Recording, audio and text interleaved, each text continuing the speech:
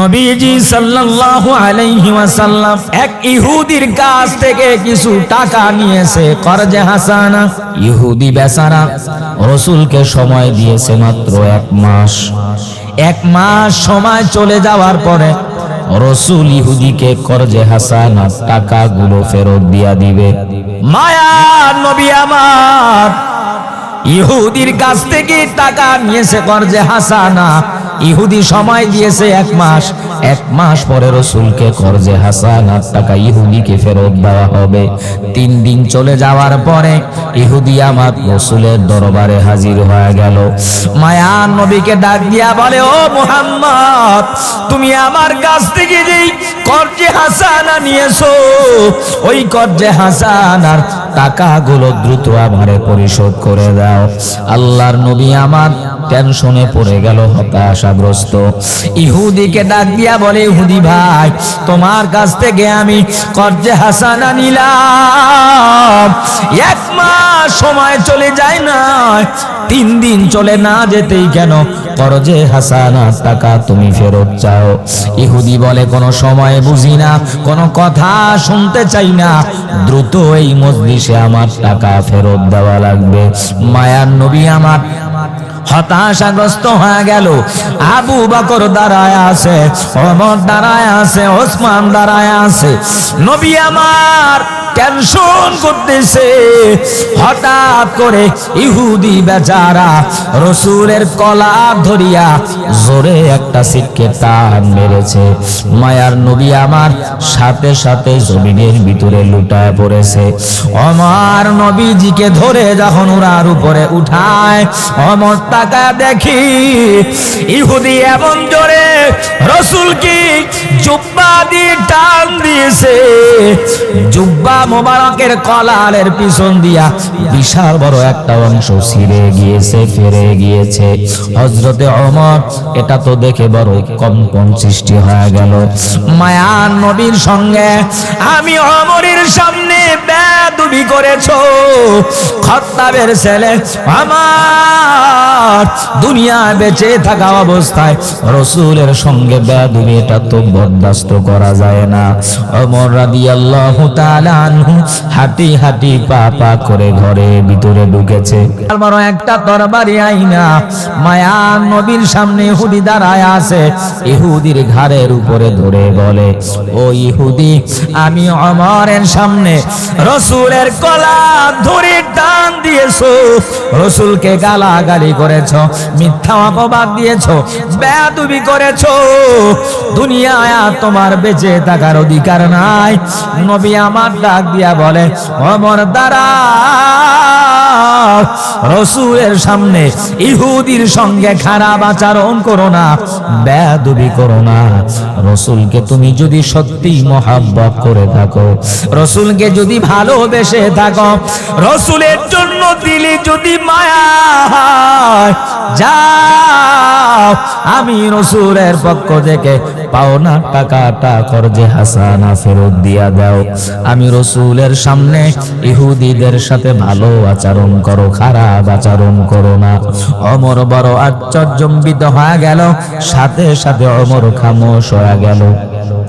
ইহুদিকে ধরে রাসূলের সাহাবী বিশাল বড় জায়গা পাড়ি দিয়ে কোথাও যাইয়া ইহুদির কাছে বিশাল বড় একটা বস্তা দিয়া বলে, ও ইহুদি ভাই, এই যে তাকায় দেখো, বিশাল বড় একটা খেজুরের পাল দেখা যায়।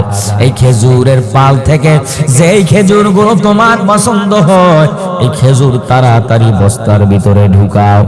আল্লাহর পয়গম্বরের সাহাবীর কথা শুনিয়া ইহুদি বেছে বেছে যাচাই করে করে টপলার ভিতরে খেজুরগুলো ঢুকায়। আপনারা যারা বাজারে যান, বাজার করার জন্য মাঝে মাঝে তাকায় দেখবেন বিশাল ঝুড়ির ভিতরে লাউ কদু ঝুলায়া রাখা হয়, মিষ্টি কুমড়া সাজায় রাখা হয়। দুনিয়ার জমিনে সামান্য একটা মিষ্টি কুমড়া, সামান্য একটা কদু, ওটার উপরে ঝাঁট দ্বারা চিমটি কেটে কেটে 40 টাকা 50 টাকা দামের একটা সবজি যাচাই বাছাই করে এরপরে বাজার করে বাড়ির দিকে রওনা হয়। আল্লাহর পয়গম্বরের সাহাবী বলে, ইহুদি ভাই, তোমার যেই খেজুরগুলো পছন্দ হয় এই খেজুরগুলো টোপলার ভিতরে ঢুকাও। ইহুদি সুযোগ পাওয়ার পরে পচা খেজুরগুলো টোপলার ভিতরে ঢুকায় না, নোংরা খেজুরগুলো টোপলার ভিতরে ঢুকায় না, মরিচা পড়া খেজুরগুলো নিতে চায় না। একটা একটা করে বাছাই করিয়া খেজুরগুলো, ভালো ভালো খেজুর, দামি দামি খেজুরগুলো ইহুদি বেচারা তার বস্তার ভিতরে ঢুকাচ্ছে। বস্তার ভিতরে খেজুর ঢুকাতে ঢুকাতে বিশাল বড় বস্তার পাল হয়ে যায়। ইহুদি ডাক দিয়া বলে, আমার বস্তা তো প্রায় ভরে গিয়েছে। ওমর ডাক দিয়া বলে, ইহুদি ভাই যাও যাও, এই বস্তাটা পাল্লার ভিতরে তাড়াতাড়ি ওজন দেয়া দাও। আল্লাহর পয়গম্বরের সাহাবীর কথা শুনে ইহুদি খেজুরের বস্তা নিয়া পাল্লার ভিতরে ওজন যখন দিয়া দিছে, খেজুরের ওজন মাপার পরে ওজন হয়েছে 15 মণ। জোরে বলেন কয় মণ? আরো জোরে বলেন। 15 মণ খেজুর বস্তার ভিতরে হয়েছে। রাসূলের সাহাবী আমার ডাক দিয়া বলে, ইহুদি ভাই, রাসূলের কাছ থেকে যে তুমি কর্জে হাসানা দিয়েছো, যেই টাকা তুমি পাইতা ধার দিয়েছো, 15 মণ খেজুর সম পরিমাণ হয়ে গেছে। যাও তুমি চলে যাও বাজারে বিক্রি করে, এরপরে এই খেজুর বিক্রি করে টাকাগুলো নিয়ে যাও। রাসূলের কাছ থেকে যেই টাকা পাইতা সব কর্জে হাসানা পরিশোধ হয়ে যাবে। মায়ার নবীর রাসূলের সাহাবী ওমরের কথা শুনে ইহুদি যখন বাড়ির দিকে রওনা হয়, আমার ডাক দিয়া বলে, ইহুদি দাঁড়াও, আমার একটা কথা শোনো, তোমার টোপলাটা তাড়াতাড়ি আবার একটু খুলে দাও। রাসূলের সাহাবীর কথা শুনে ইহুদি টোপলার বস্তাটা যখন খুলল, ওমর ডাক দিয়া বলে, নবী আমার, তোমারে আরো বাড়তি 1 মণ খেজুর দেওয়ার জন্য বলেছে, আরো 1 মণ খেজুর টোপলার ভিতরে ঢুকাও। রাসূলের সাহাবীর কথা শুনে ওমর ডাক দিয়া বলে, ও ইহুদি, টোপলার ভিতরে আরো বাড়তি 1 মণ খেজুর নিয়া নাও। ইহুদি বড় আশ্চর্যজনিত হয় বলে, রাসূলের কাছে আমি যেই টাকা পাইতাম কর্জে হাসানা মুহাম্মদের কাছে 15 মণ খেজুর নিলাম, এটা বিক্রি করেই তো টাকা পরিশোধ হয়ে যাবে, বাড়তি আরো 1 মণ খেজুর যেন নেওয়ার জন্য কেন বলেছো?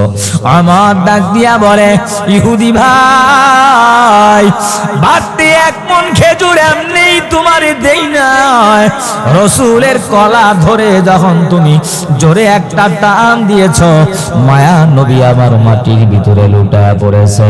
আমি খাত্তাবের ছেলে ওমর ইসলাম ধর্ম গ্রহণ করার পর ইসলামের জন্য এমন মায়া, কাফের মুশরিকদের মোকাবেলায় আমি ওমর একটা বজ্র কঠোর শক্তিশালী পাওয়ারফুল মানুষ।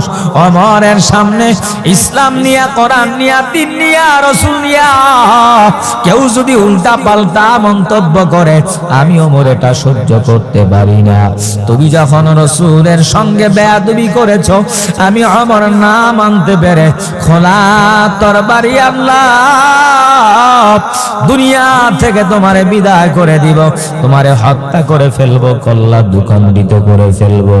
মায়ার নবী আমার এই বেয়াদবিটা বরদাস্ত করতে পারে নাই, এজন্য বাড়তি আরো 1 মণ খেজুর জরিমানা করেছে। যাও যাও, আরো বাড়তি 1 মণ খেজুর নিয়ে তুমি বাড়ি যাও। মায়ার নবীর সাহাবী ওমরের কথা শুনে ইহুদি বেচারা বাড়তি আরো 1 মণ খেজুর নেওয়ার পরে যখন চলে যাবে, হঠাৎ করে তাকায় দেখে কয়েক সেকেন্ডের ভিতরে ওমরকে আর জায়গায় দেখা যায় না।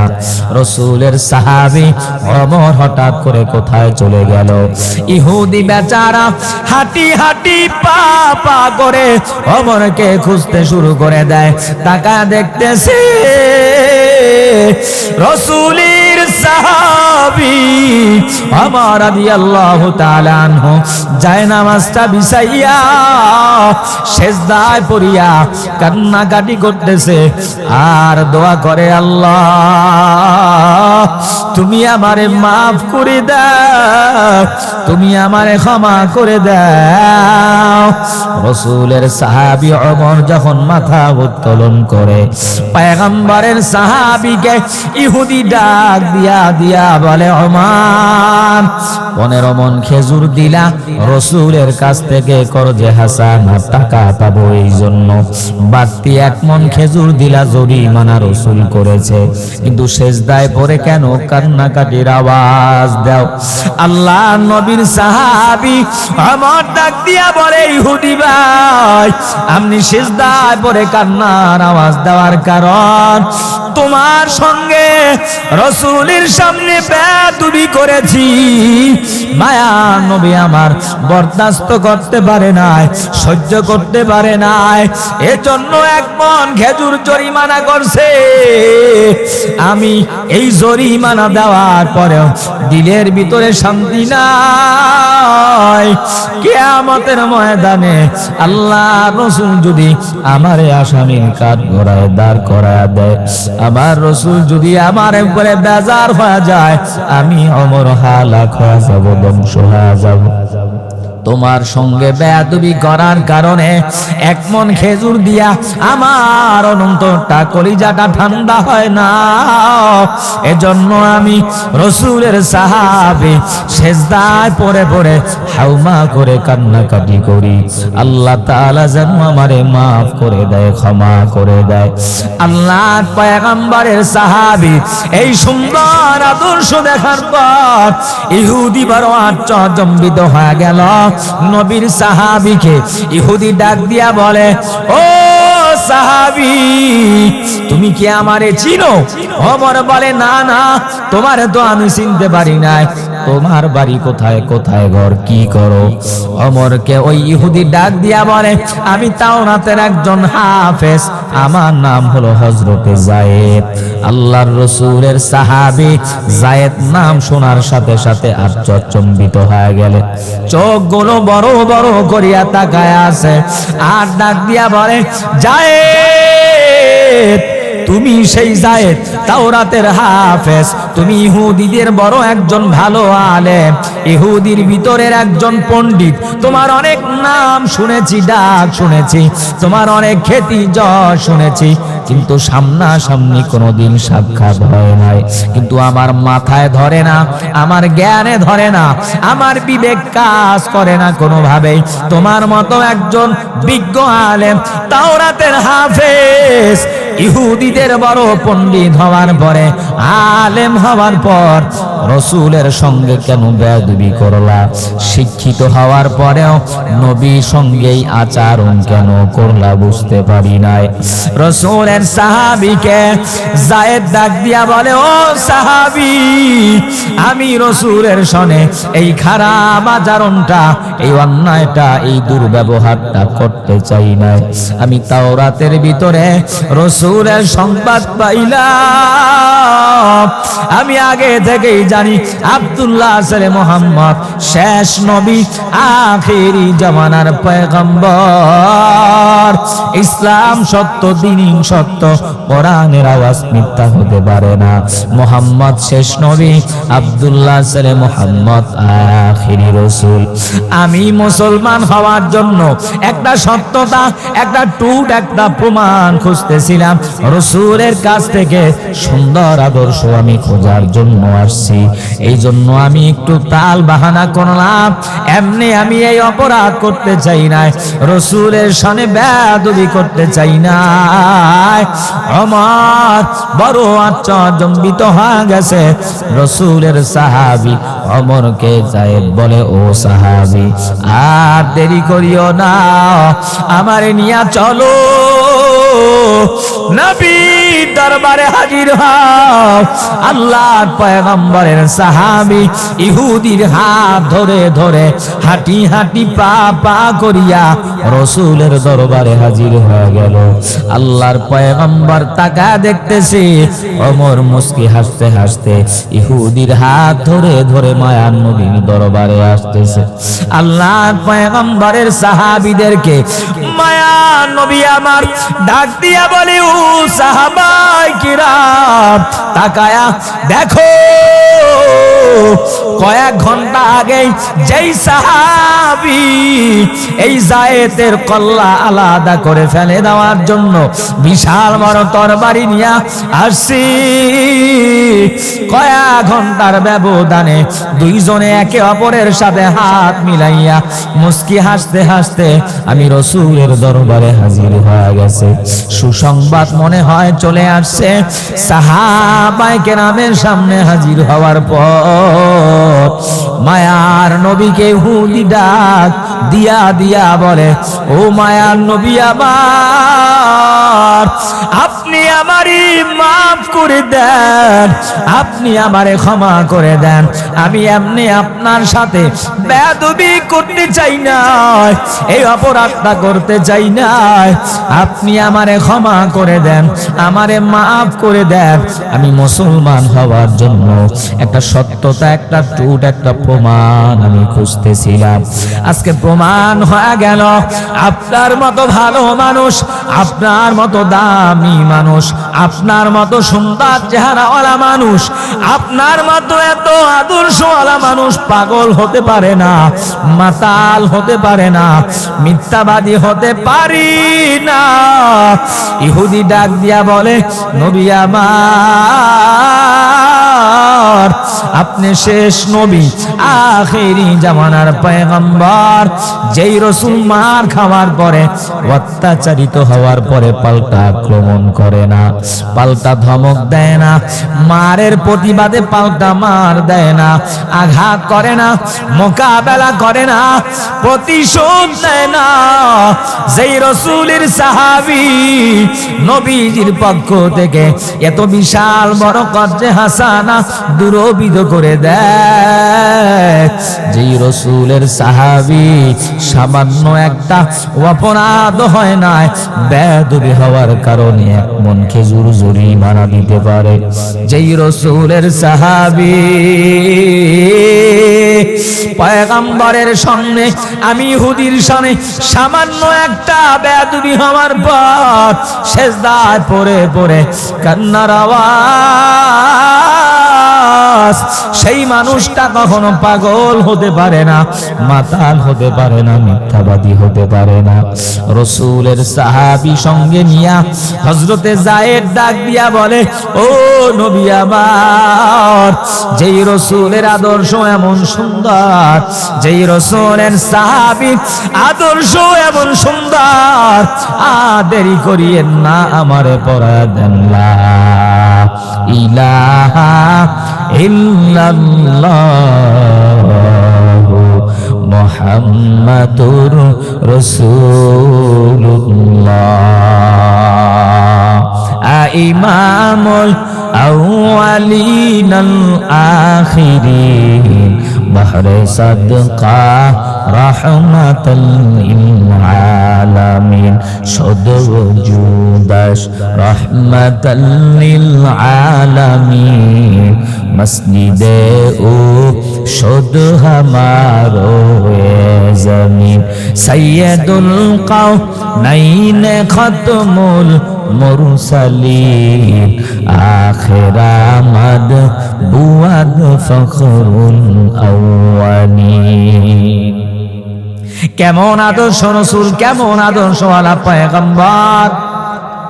এ নালিতা বাড়ির মুসলমান, এই কাপাসিয়ার মুসলমান, হাতে পায়ে ধরে বুঝা যায় দুনিয়ার নেতার যেই আদর্শের পিছনে দৌড়াও, যেই নেত্রীর আদর্শের পিছনে দৌড়াও, বুকে হাত দিয়া বলতে পারবা না আমার নেতা, আমার নেত্রী, আমার চেয়ারম্যান, আমার পীর, আমার বাবা জীবনে একটা মিথ্যা কথা বলে নাই।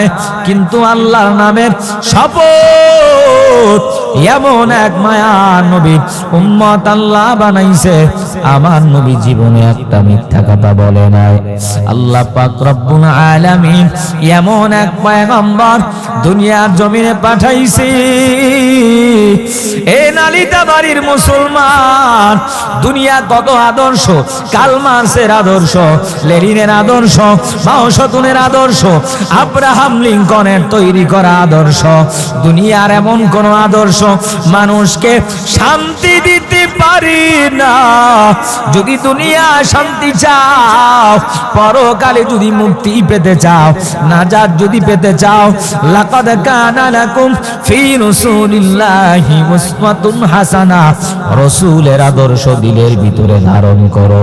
ব্যবসা করবা, সেখানেও আমার রাসূলের আদর্শ, সংসার চালাবা, সেখানেও রাসূলের আদর্শ, ঠেলাওয়ালা সেখানেও রাসূলের আদর্শ, দুনিয়ার সব লাইনে রাসূলের আদর্শ, রাজনৈতিক ময়দানে রাসূল আদর্শ, ব্যবসায়ী লাইনে রাসূল আদর্শ, রাষ্ট্র পরিচালনাও রাসূল আমার জন্য আদর্শ। সব জায়গায় সব মুহূর্তে ভালো ভালো কাজ করবা রাসূলকে আদর্শ হিসাবে। দুনিয়ায় আল্লাহ শান্তি দিবে, পরকালেও আল্লাহ শান্তির ফয়সালা করে দিবে। মায়ার নবী আমার উম্মতের জন্য বড় ব্যাকুল। 63 বছর জিন্দেগীর হায়াতের ভিতরে রাসূল আমার উম্মতের জন্য বড় মায়া। সেই নবীর জন্য দিলটা কি কাঁদে না?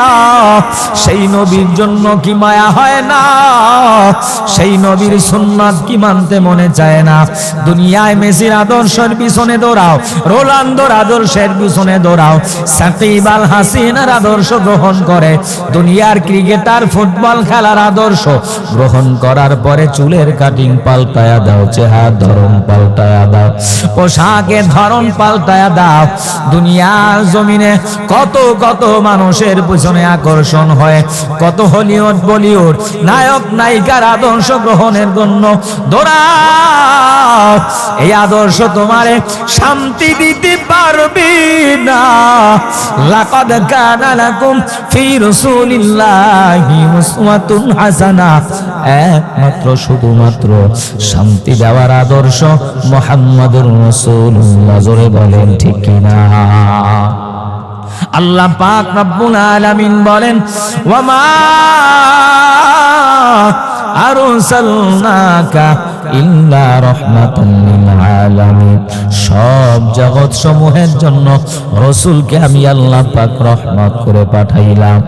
দুনিয়ার জমিনে আজকে বয়ান হচ্ছে, মাহফিল হচ্ছে, হাজার হাজার মানুষের সমাগম, বক্তা আছে, শ্রোতা আছে, প্রধান অতিথি আছে, সভাপতি আছে। কিয়ামতের ময়দানে আল্লাহ পাক রব্বুল আলামিন জান্নাতি মেহমান জান্নাতের ভিতরে যাওয়ার পরে দুনিয়ায় যারা কোরআনের সাথে সম্পর্ক করেছে, আল্লাহ পাক রব্বুল আলামিন কোরআনওয়ালা জান্নাতি মানুষদেরকে জান্নাতের ভিতরে এরকম বিশাল একটা মজমা ওয়াজ মাহফিল ব্যবস্থা করে কোরআনের তেলাওয়াত শোনাবে। জোরে বলেন সুবহানাল্লাহ। জান্নাতের ভিতরে আল্লাহ পাক রব্বুল আলামিন জান্নাতবাসীদেরকে কোরআন শোনানোর জন্য বিশাল মাজমা কায়েম করার পরে ওখানে সভাপতি থাকবে, প্রধান অতিথি থাকবে, বক্তা থাকবে, শ্রোতা থাকবে। তবে দুনিয়ার মতো কোনো সুদখোর সভাপতি হবে না, কোনো ঘুষখোর বেনামাজি হারামখোর প্রধান অতিথি হবে না। দুনিয়ার মতো কোনো টেন্ডারবাজ, কোনো চাঁদাবাজ, কোনো দুর্নীতিবাজ, কোনো হারামখোর, কোনো নারী কেলেঙ্কারির সাথে সম্পৃক্ত ইয়াবাখোর, গাঁজাখোর, মদখোর সভাপতি হবে না। কিয়ামতের ময়দানে আল্লাহ পাক রব্বুল আলামিন কোরআনের মাজমা কায়েম করার পর সভাপতি নির্ধারণ করবে, সাধারণ কোনো মানুষ হবে না।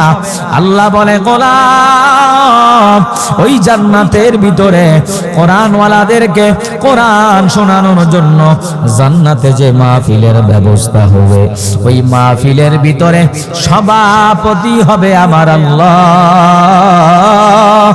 প্রধান অতিথির আসনে প্রধান অতিথি হবে আখিরি জামানার পয়গম্বর। জোরে কোন সুবহানাল্লাহ। নবীজি সাল্লাল্লাহু আলাইহি ওয়াসাল্লামকে প্রধান অতিথি বানাইয়া আল্লাহ পাক রব্বুল আলামিন সভাপতির আসনে গ্রহণ করার পর দাউদ আলাইহিস সালাতু ওয়াস সালামকে আল্লাহ পাক ডাক দিয়া বলবে, ও নবী আমার কোথায়? দাউদ আলাইহিস সালাম হাজির হয়ে যাবে। আল্লাহ পাক ডাক দিয়া বলবে, দাউদ আপনার সুন্দর একটা কণ্ঠ আমি আল্লাহ দিয়েছি, এই কণ্ঠ দ্বারা জান্নাতি মানুষদেরকে একটু তেলাওয়াত শোনা দেন। দাউদ আলাইহিস সালাতু ওয়াস সালামের কণ্ঠ এমন সুন্দর, দুনিয়ার জমিনে দাউদ পয়গম্বর যখন তেলাওয়াত করত, তার কিতাব থেকে তেলাওয়াত শোনার জন্য নদীর মাছগুলো নদীর কিনারায় হাজির হয়ে যাইত। আল্লাহর অর্ডার পাওয়ার পরে দাউদ আলাইহিস সালাতু ওয়াস সালাম তেলাওয়াত শুরু করে দিবে। এমন মজার তেলাওয়াত, মানুষগুলো পাগল পারা হয়ে যাবে। এত সুন্দর তেলাওয়াত জীবনেও শুনি নাই। দুনিয়ার জমিনে কত হাফেজে কোরআনের তেলাওয়াত শুনলাম, কত আলেমের তেলাওয়াত শুনলাম, কত ইমামের তেলাওয়াত শুনলাম। এক এক ইমামের তেলাওয়াতে এক এক মজা, এক এক হাফেজের তেলাওয়াতে এক এক মজা, কারি আব্দুল বাসেতের তেলাওয়াতে এক মজা, আমার বাংলাদেশের সন্তান কারি সাইদুল ইসলাম আসাদের তেলাওয়াতে এক মজা, হাফেজে কোরআন নাজমুস সাকিবের তেলাওয়াতে এক মজা, আবু রায়হানের তেলাওয়াতে এক মজা। আল্লাহ পাক ডাক দিয়া বলবে, দাউদ আপনার জবান দ্বারা একটু কোরআন তেলাওয়াত শোনা দেন। আল্লাহর পয়গম্বর যখন তেলাওয়াত শোনাবে, কিছুক্ষণ তেলাওয়াত করার পর দাউদ পয়গম্বর তেলাওয়াত বন্ধ করে দিবে। মায়ার নবী আমার আল্লাহ ডাক দিয়া বলবে, নবী আমার কোথায়? আপনার জবান দ্বারা একটু তেলাওয়াত শোনা দেন।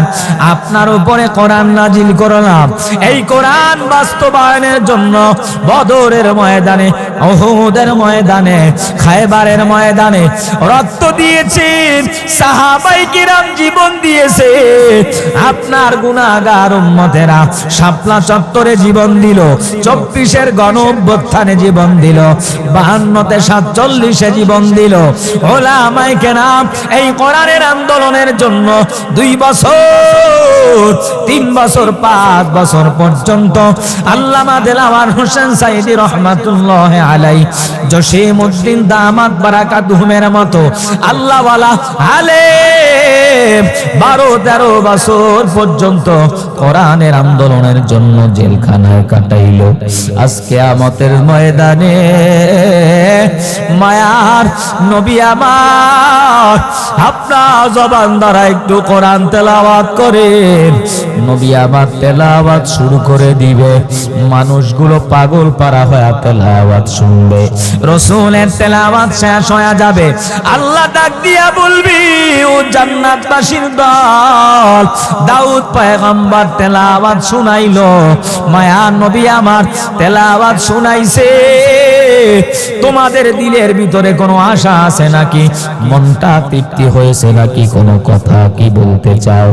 জান্নাতবাসীরা ডাক দিয়া বলবে, আল্লাহ দাউদ পয়গম্বর তেলাওয়াত শুনাইলো, মায়ার নবী আমার তেলাওয়াত শুনাইলো, আমাদের মনটা বড় ভালো, তবে দিলের ভিতরে একটা আশা রয়ে গেল, যে আল্লাহরে পাওয়ার জন্য চরমনাই গেলাম, উজানি গেলাম, যে আল্লাহরে পাওয়ার জন্য তাবলীগে সময় লাগাইলাম, যে আল্লাহরে পাওয়ার জন্য উত্তর কাবাসিয়া যুব সমাজের মাহফিলে বসলাম, ঠান্ডা পানি দিয়া ওযু বানায়া ফজরের নামাজে হাজির, সেই আল্লাহর, সেই মালিকের কুদরতি জবান দ্বারা একটু কোরআনের তেলাওয়াত শুনতে চাই। আল্লাহ পাক রব্বুল আলামিন ডাক দিয়া বলবে, গোলাম আজকে আমি আল্লাহ তোমাদেরকে ফিরিয়ে দিব না, আমি আল্লাহ আজকে তোমাদেরকে নিরাশ করব না। আমি আল্লাহরে পাওয়ার জন্য রাত নাই, দিন নাই, ঘুম নাই, খানা নাই, রাত দিন ভরে কোরআন প্রতিষ্ঠা করার জন্য কত প্রচেষ্টা চালিয়েছো, কত রক্ত রক্ত ঝরাইছো, আমি আল্লাহ তোমাদেরকে আর নিরাশ করে তারা দিব না। আল্লাহ পাক রব্বুল আলামিন ৭০,০০০ নূরের পর্দা উঠায়া জান্নাতের ভিতরে আওয়াজ করে বলবে, আনা রহমান।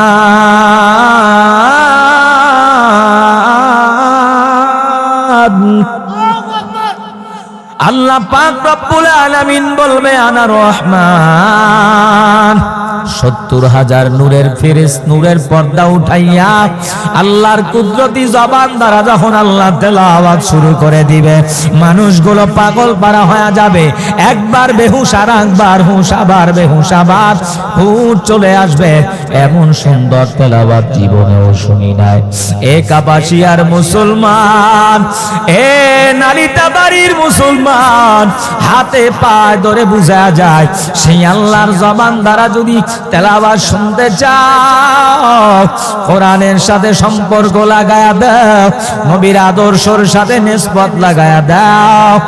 দুনিয়াটা কিছুই না, খেলায় খেলায় একদিন দুনিয়া থেকে চলে যাব। জানি না এই মজলিসের ভিতরে কার মা দুনিয়া থেকে বিদায় নিয়ে চলে গেছে, বাবা দুনিয়া থেকে বিদায় নিয়ে চলে গেছে। আমি প্রত্যেক মা হারা, বাবা হারা সন্তানের জন্য দোয়া করে দিব। যার মা দুনিয়ায় নাই, বাবা নাই, একটু ডানে বামে তাকায় দেখো, আজকে এই মাহফিল থেকে বিদায় হওয়ার পরে কার মারে মা বলে ডাক দেওয়া যাবে না, বাবারে বাবা বলে ডাক দেওয়ার সুযোগ নাই। বাড়ির দরওয়াজায় মায়ের কবর, বাড়ির দরওয়াজায় বাবার কবর। মা চলে গেল, বাবা দুনিয়া থেকে চলে গেল, কত ভাই চলে গেল, কত দাদা চলে গেল। মায়ের কথা স্মরণ করে, বাবার কথা স্মরণ করে এই কবরস্থানের জন্য মাহফিল যুব সমাজ অক্লান্ত পরিশ্রম করে মাহফিলের ব্যবস্থা করেছে। প্রধান বক্তা মুসাফির মানুষ বয়ান করবে, আপনাদের নিয়ে দোয়া করবে। মুসাফিরের দোয়া আল্লাহ ফিরায়া দেয় না। মা যাদের নাই, বাবা যাদের নাই, এই মজলিসের ভিতরে আমি দেখতে চাই মা যাদের চলে গেছে, বাবা যাদের চলে গেছে,